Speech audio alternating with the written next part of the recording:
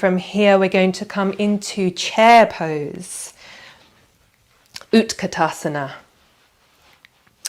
Ensuring that your feet are grounded down either on the floor or on a couple of blocks. You can place a ball between the knees here.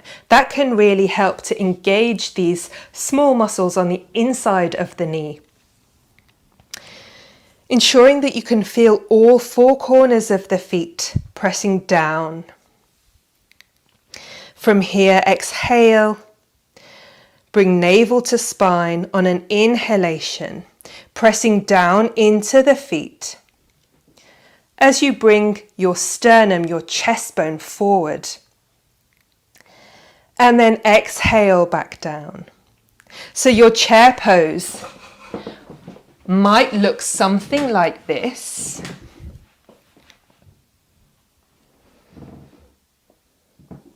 It might look like this with arms extending out.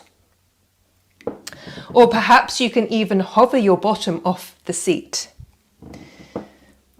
Ensuring that you're not sticking your bottom up to the sky.